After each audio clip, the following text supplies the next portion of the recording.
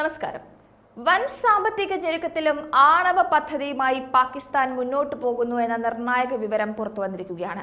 ഇന്ത്യയുമായുള്ള തർക്കം തുടരുന്ന സാഹചര്യത്തിൽ അതുപോലെ തന്നെ കടുത്ത സാമ്പത്തിക പ്രതിസന്ധികൾക്കിടയിലും പാകിസ്ഥാൻ ആണവ നവീകരണ ശ്രമങ്ങൾ തുടർന്നു എന്നാണ് US രഹസ്യാന്വേഷണ ഉദ്യോഗസ്ഥൻ ലോകത്തോട് വിളിച്ചു പറഞ്ഞിരിക്കുന്നത്.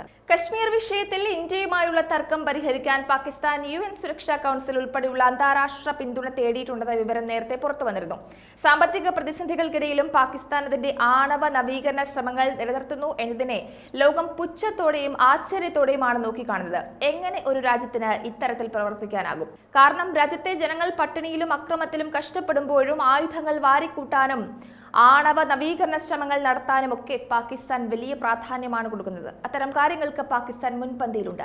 കഴിഞ്ഞ വർഷം പാകിസ്ഥാൻ സുരക്ഷാ സേനയ്ക്കും സാധാരണക്കാർക്കുമെതിരായ ഭീകരാക്രമണം വർദ്ധിച്ചിരുന്നു എന്നത് എടുത്തു പറയണം. സ്റ്റോക്ക്ഹോം ഇന്റർനാഷണൽ പീസ് റിസർച്ച് ഇൻസ്റ്റിറ്റ്യൂട്ടിന്റെ കണക്കനുസരിച്ച് 2023 ജനുവരി വരെ പാകിസ്ഥാനിൽ 170 ആണവ പോർമുനകൾ ഉണ്ടെന്നാണ് റിപ്പോർട്ട്.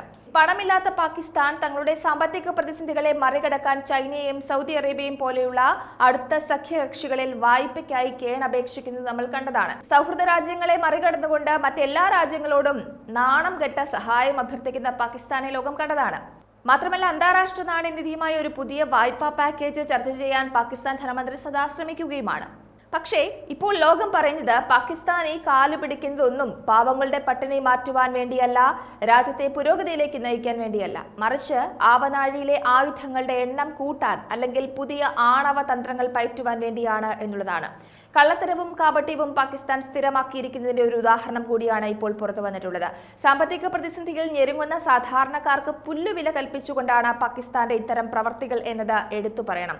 ഇന്ത്യയുമായുള്ള പാകിസ്ഥാന്റെ തർക്കം, ഇന്ത്യയിലേക്കുള്ള പാകിസ്ഥാന്റെ ഭീകരവാദ പ്രവർത്തനങ്ങൾ, ഇതെല്ലാം ലോകം കണ്ടുകൊണ്ടിരിക്കുകയാണ്.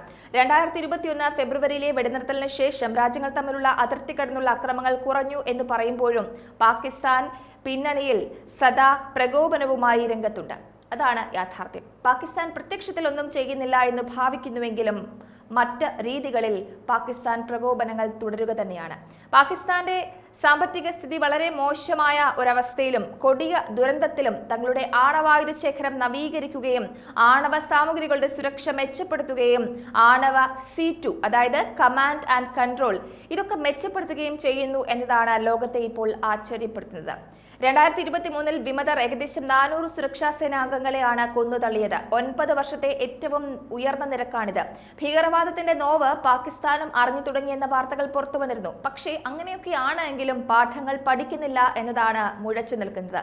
പാകിസ്ഥാനും ഇന്ത്യയും തമ്മിലുള്ള ബന്ധം വഷളായതും ഇപ്പറഞ്ഞ ഭീകരവാദത്തിന്റെ വിത്തുകൾ കൊണ്ട് തന്നെയാണ്. ഇന്ത്യ പാക് ബന്ധം വഷളായതിന്റെ ഒരു നീണ്ട ചരിത്രമുണ്ട്. പ്രാഥമികമായി കശ്മീർ പ്രശ്നവും പാകിസ്ഥാനിൽ നിന്നുള്ള അതിർത്തി കടന്നുള്ള തീവ്രവാദവുമാണ് അതിന് പിന്നിൽ എന്നുള്ളത് നിസ്സംശയം പറയാം. 2019 ഇന്ത്യൻ സർക്കാർ ഭരണഘടനയുടെ ആർട്ടിക്കിൾ 370 റദ്ദാക്കുകയും ജമ്മു കശ്മീരിന്റെ പ്രത്യേക പദവി റദ്ദാക്കുകയും സംസ്ഥാനത്തെ 2 കേന്ദ്രഭരണ പ്രദേശങ്ങളായി വിഭജിക്കുകയും ചെയ്തതിനു ശേഷം ഇന്ത്യ പാക് നയതന്ത്രത്തിൽ വലിയ വിള്ളലാണ് ഉണ്ടായത്. ഭീകരവാദത്തെ പിന്തുണയ്ക്കുന്ന പാകിസ്ഥാനുമായുള്ള ബന്ധം വേണ്ട എന്ന് തന്നെയാണ് ഇന്ത്യയുടെ നിലപാട്. ഈ അടുത്ത് UN പാകിസ്ഥാനെ നിശ്ചിതമായി വിമർശിച്ചിരുന്നു. അതായത് നിർബന്ധിത മതപരിവർത്തനങ്ങളും പ്രായപൂർത്തിയാകാത്ത പെൺകുട്ടികളുടെ നിർബന്ധിത വിവാഹങ്ങളും ഒക്കെ പാകിസ്ഥാനിൽ സദാ നടന്നുകൊണ്ടിരിക്കുകയാണ്. അത് തടയുന്നതിന് വേണ്ടി പാകിസ്ഥാൻ ഭരണകൂടം ഒരു ചെറു നീക്കം പോലും നടത്തിയിട്ടില്ല എന്നുള്ളതാണ് പുറത്തുവന്ന വിവരം. പാകിസ്ഥാനിലെ ന്യൂനപക്ഷ സമുദായങ്ങളിൽപ്പെട്ട യുവതികൾക്കും പെൺകുട്ടികൾക്കുമൊക്കെ സംരക്ഷണം ലഭിക്കാത്തതിൽ ഐക്യരാഷ്ട്രസഭയിലെ വിദഗ്ധ സമിതി വലിയ നിരാശയും പ്രകടിപ്പിച്ചിരുന്നു. നിയമം പോലും പാകിസ്ഥാനിൽ തലകുനിക്കുന്നു. മതനിയമങ്ങളുടെ തേർവാഴ്ച പാകിസ്ഥാനിൽ ഉണ്ടാകുന്നു എന്നതാണ് UN ലോകത്തിന്റെ ശ്രദ്ധയിൽപ്പെടുത്തിയത്. അപ്പോ പാകിസ്ഥാനിലെ അവസ്ഥ അത്യന്തം ദുരിതപൂർണമാണ് എങ്കിലും പാക് ഭരണകൂടത്തിന്റെ കിരാത കണ്ണുകൾ ആയുധങ്ങൾ വാങ്ങിക്കൂട്ടുക എന്നതിലേക്കാണ് തറച്ചിരിക്കുന്നത്. ആണവ നവീകരണങ്ങൾ, ആണവായുധ കരുത്ത് കൂട്ടുക, അവയുടെ നവീകരണം, ഇതൊക്കെ തന്നെയാണ് ഈ കൊടിയ സാമ്പത്തിക പ്രതിസന്ധിയിലും പാകിസ്ഥാന്റെ മുൻഗണന. എന്തായാലും പാകിസ്ഥാന്റെ പ്രവൃത്തിയെ ലോകം പുച്ഛിച്ചു തള്ളുകയാണ്. ഇങ്ങനെയൊരു രാജ്യമുണ്ടോ എന്ന് ആശ്ചര്യപ്പെടുന്നവരും ഏറെയാണ്. ന്യൂസ് ഡെസ്ക് ഈനാട് മലയാളം.